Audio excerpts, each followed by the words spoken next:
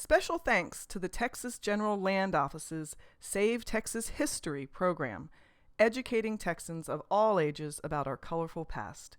Go to savetexashistory.org for more information.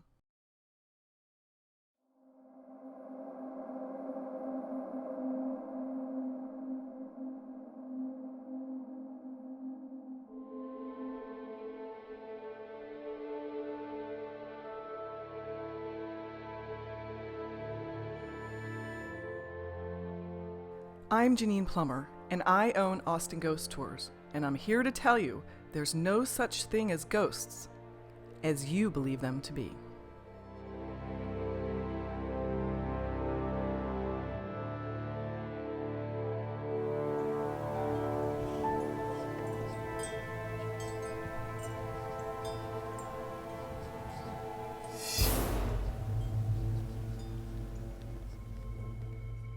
From the front door, I saw this figure walk across the porch.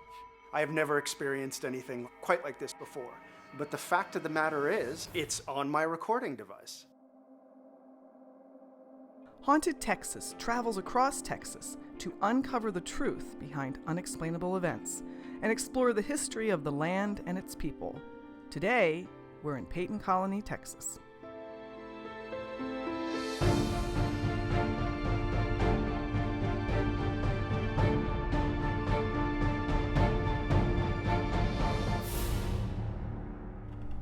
On this episode of Haunted Texas, we explore the rich history and lingering spirits of a small rural community in Blanco County.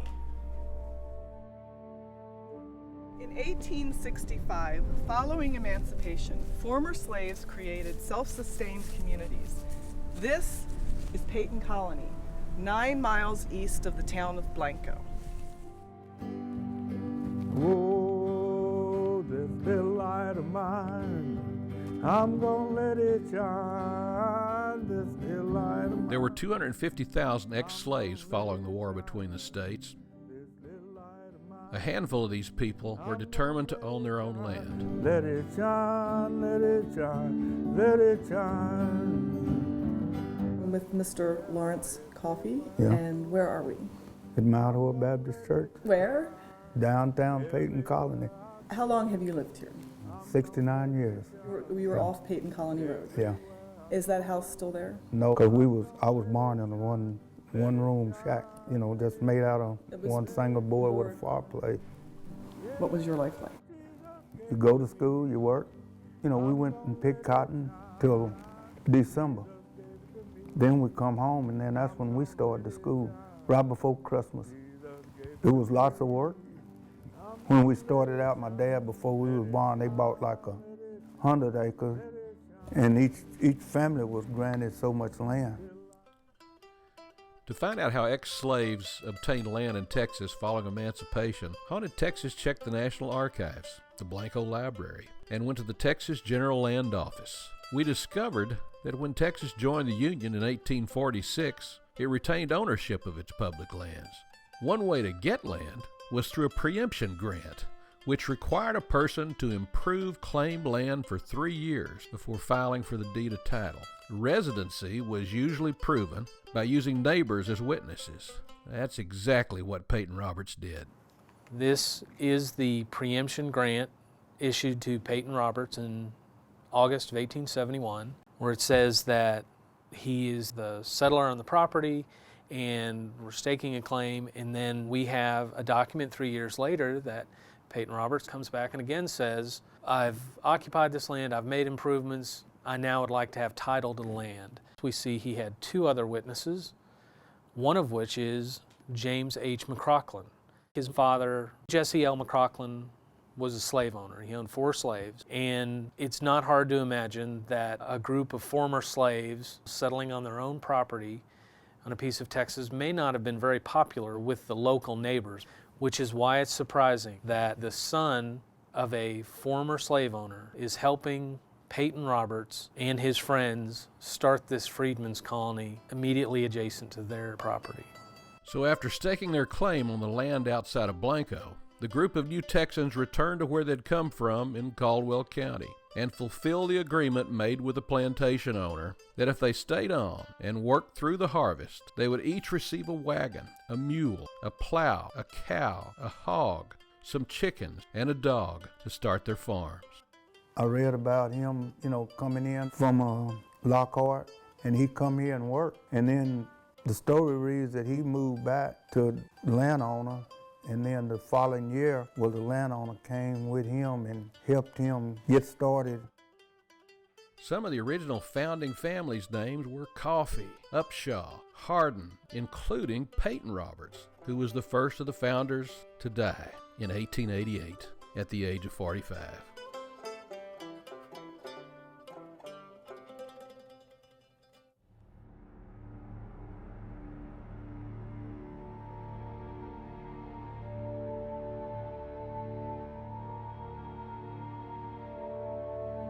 All that's left today of Peyton Colony is the old graveyard, the schoolhouse, the church, and apparently the spirits of those who passed away. The center of every rural town in Texas is the church. It is the place where people gathered in celebration or in mourning. They would gather together if a family was in need. It was a place of community. Well, my mother would always make us be here in time for Sunday school. And then she would get here by 11 o'clock for 11 o'clock service, and she'd bring the meal. When church turned out, under the big oak trees, we'd have a meal. Peyton Colony families first met for Sunday church outdoors until George Upshaw donated land for the new place of worship. A log cabin was built, but even with a new roof over their heads, the family still gathered outdoors after church for their Sunday meal. The land is where it all started. And then at 12 o'clock, you'll see people coming in because they know it was getting time to eat. They'd serve it, put it all out there on the table. I once was lost, but now I am found. The church was also a place Peyton Colony children first met to study. Then in 1877, Peyton Colony Schoolhouse was built. The original building still stands today. Peyton Roberts was illiterate. He could not sign his name, so in the document it allows him to make his mark. And when you look at the document signed by George Coffey, who was the son of Boney Coffey, another early colony settler, we can tell George Coffey is signing his own name. Given the size of the signature, this is a very proud signature. And that school educated the next generation of colony residents, and he was educated at the Peyton Colony Schoolhouse. All the kids, they walked from about 2 miles. 8 o'clock, we had to be at school and ready to go to school. One room, we had one teacher, she taught everybody. We had one heater, little deal like this for the library with old books. It's what we had to study.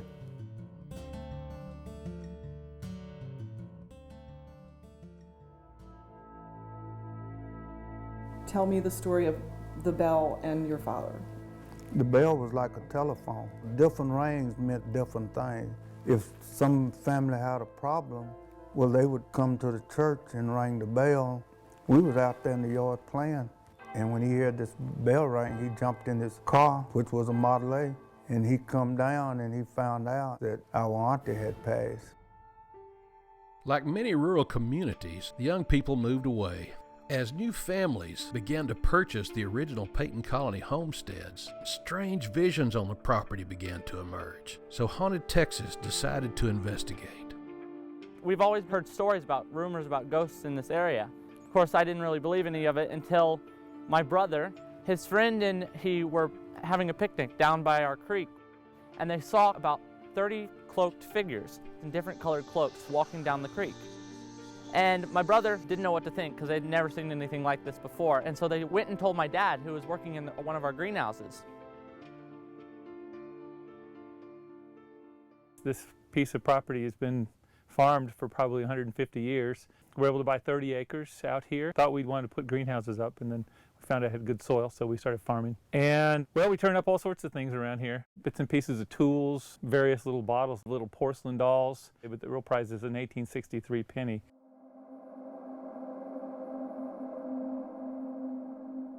We are on the Arnosky family farm, which is actually land that was Peyton Colony.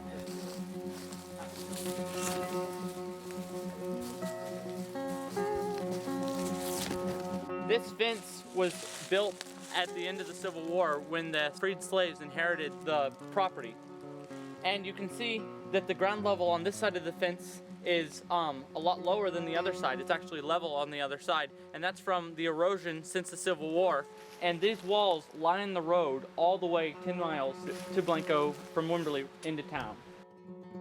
The Arnosky family bought land within the Peyton colony almost 20 years ago. It seems some former residents choose to remain. When we first moved out here, it was just solid cedar. It had been abandoned for about 30 years. And we cut our way in with a chainsaw and pitched a tent, started building a little cabin. And when we got the cabin built, for the first 3 or 4 years, there was one window facing east, facing the creek. When you pass that window, oftentimes you'd get a pretty clear glimpse of an older black man that would walk right past the window, and we'd always turn and look, and you'd just see the glimpse shoot by. And I finally mentioned it to my wife, Pamela, and she says, well, I've been seeing that all along too, but she never mentioned it to me. We talked to neighbors in the area, they have exactly the same experience of an older man walking past their window. The Haunted Texas crew set out with infrared cameras and specialized audio equipment just after sunset at the Arnosky farm. We would move into an area, Hold vigil. kind of stand a little bit, we just talk a little bit, and then we would all become still. And then get up and maybe walk a little bit to see if anything follows us. Usually it does. My name is Dennis Foley. I'm an audio recording specialist for Haunted Texas. I'm also a field recording engineer with over 20 years of professional experience. As a professional, I use extremely high-end audio recording gear. What I've got in my hands right now is something called the Marantz PMD 670, and it's a digital recording device. Once you attach a microphone to it, it feeds sound into the device and records it onto something called a compact flash card. It actually gives you a lot of functionality in this area here to process your sound a bit. The way I like to use this machine is to flatline all of that. In other words, I apply no processing when I am recording. So whatever's being recorded into this device is exactly the source material that's coming down from the microphone itself. This is what's called a shotgun microphone. It records or it gathers sound in what's called a hypercardioid pattern, which is a very directional pattern for sound. So whatever I point this at, it will gather that sound in that direction. That's not to say it's not recording sound on the sides, but what it's specifically going after is what it's pointed at. You'll see me with a very large device called a Zeppelin that's covering the entire microphone, and that's just to prevent any sort of wind activity from affecting the sound quality that we really want to record. I wonder if we get close to the house, there was some activity over near the house. We chose 2 locations to investigate. First, the location where the cowboy's often seen.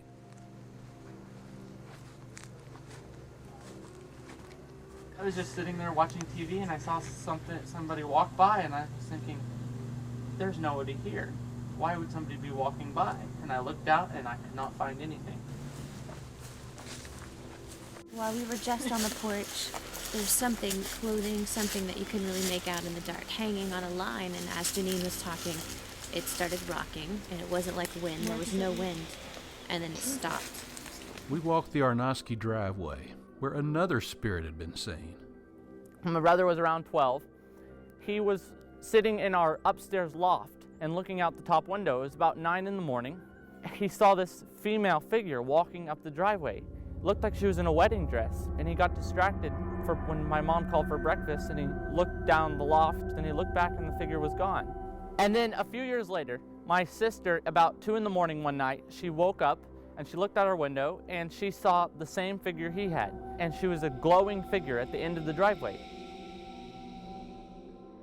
Next to the old rock wall along the Blanco to Wimberley Road, if we talked about what life was like during those first years of freedom, would the spirits come around? This fence was built by amazing, hardworking people. For sure, there was a lot of challenge. I just feel like the people that lived and worked around Peyton Colony were really, really proud. We are sitting on the old road between Blanco and Wimberley. This road that runs straight to Blanco, and it's lined with the rock walls.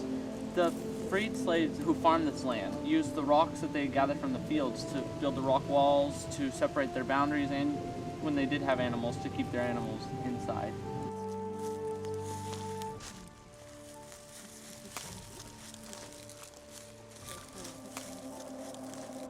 I can tell you they're here right now really powerfully. And when I say they, I think that there's a definite energy because I am really warm and it's really cold. I just said the same thing. Did I'm you? feeling heat at the tips of my fingers and around the chest. Around my chest, I feel really warm.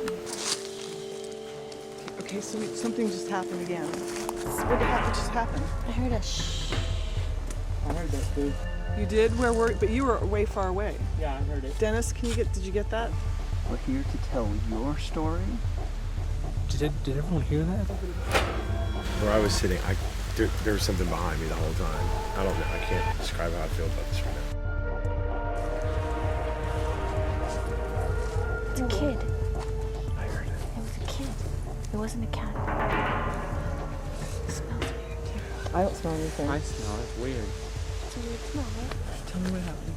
This little, it was like a little girl sound. And then he's like, maybe it's a cat. I'm like, well, let's see if it's a cat. It happened again, and then stopped, and it was not a cat. And then over here, you could hear like a little sigh, like a little, like, I don't know, same kind of voice.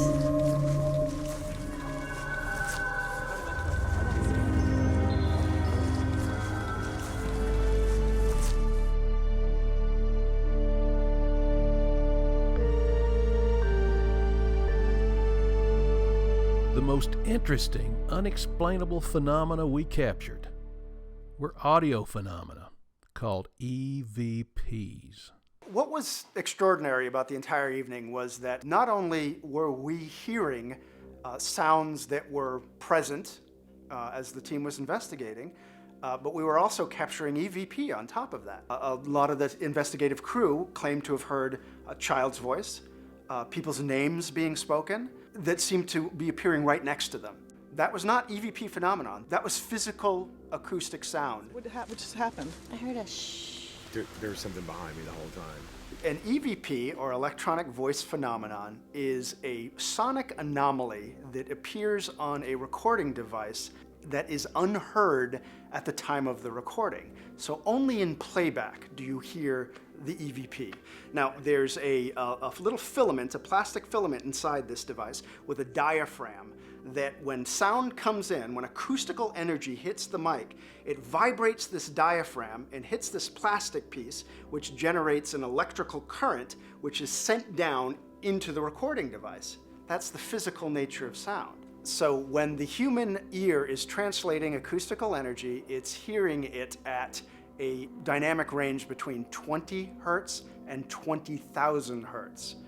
EVP is formed outside of the normal hearing range. However, the sensitivity of the equipment itself can pick up audio frequency information that the human ear cannot. A woman named Sarah Estep from the American Association of Electronic Voice Phenomenon, she came up with 3 classifications for EVP. Class A EVP is clearly understood by anybody who listens to the playback. Class B EVP is something that is obviously human language, intelligible to a certain point, but not as easily translated by a lot of people. Class C EVP is a little bit more hard to discern, but it sounds like it's being generated by something intelligent. On the night of Arnosky Farm, there was a part of the investigation that was near a wall that was built by the former slaves. And one of the investigators said, wait, did you hear something? So I crouched down with my recording device, planted it in the ground firmly, and pointed it back down the trail. After reviewing the tape, we caught what I believe would be classified as a Class C EVP, because what I'm hearing is a woman's voice say, Cassie. as if she's clarifying what was just spoken. Did you hear? Yes. Cassie. Cassie.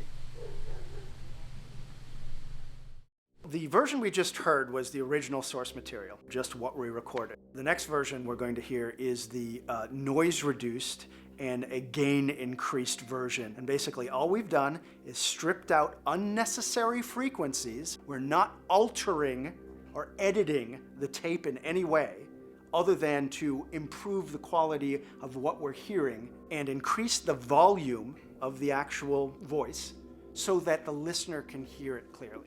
The child crying. Did you hear? Yes.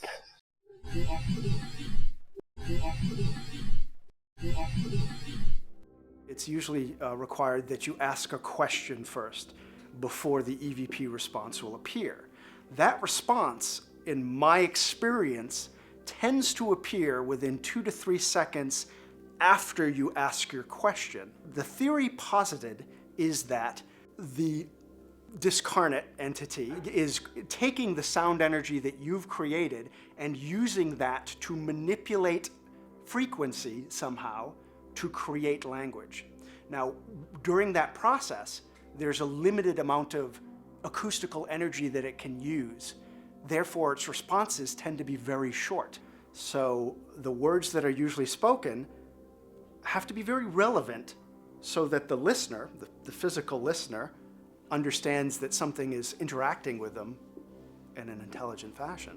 This second file that we're going to be listening to is actually what I would consider a Class B EVP. What makes this fascinating is that it's an intelligible sound. It sounds like human language. Let's see what you think. You can say that to us now.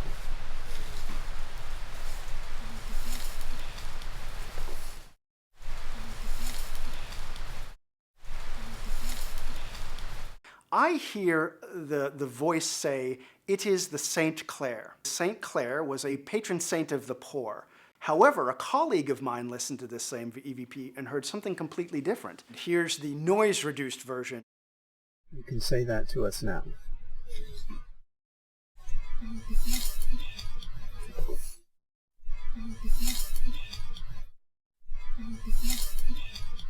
Some critics of the EVP phenomenon claim that all that you're hearing in some circumstances is what's called RF interference, or radio frequency interference. And it's basically the idea that you're picking up a stray radio station that's being translated onto your device somehow. Wireless technology has been known to pick up stray RF frequency. So what we use is something called a shielded cable that's attached from the microphone directly to the recording device. And that is designed to prevent radio frequency interference from happening. This next EVP is what I would consider a Class A EVP. And in my personal opinion, this is the type of EVP that will test your faith. And if there's anything you'd like to say.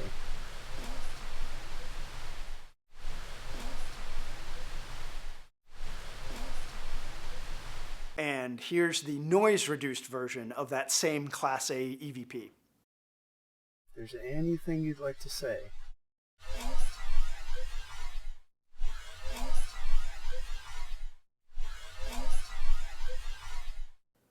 After listening to this, I very clearly hear the word master. Now, given the context that we were in, standing next to a wall that was built nearly 150 years ago by freed slaves, I think this is a very powerful word that resonates with a lot of listeners. And that leaves a lot to comprehend as the significance of this. What's really going on? In this circumstance, we're hearing something that's very relevant to the history that we're exploring.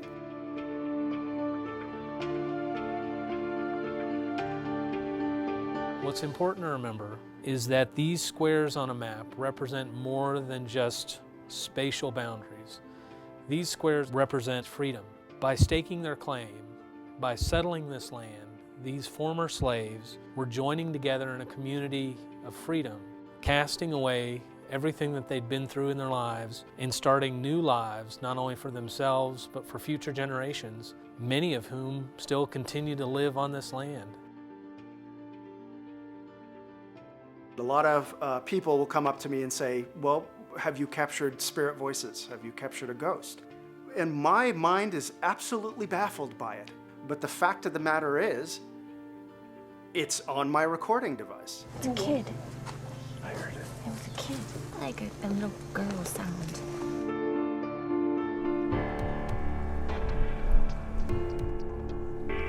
So the spirits that remain aren't necessarily people that stood out.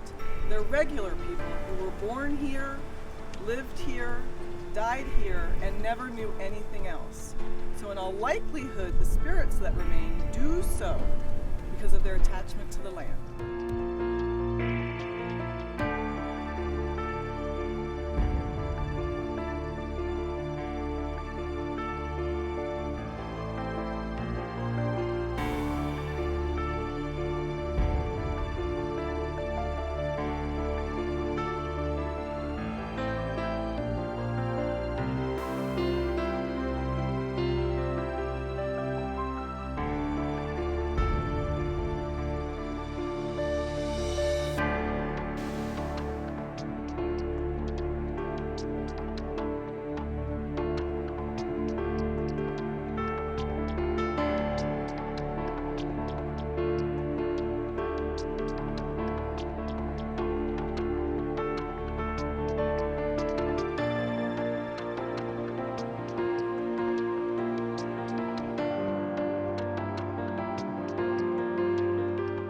Special thanks to the Texas General Land Office's Save Texas History program, educating Texans of all ages about our colorful past. Go to savetexashistory.org for more information.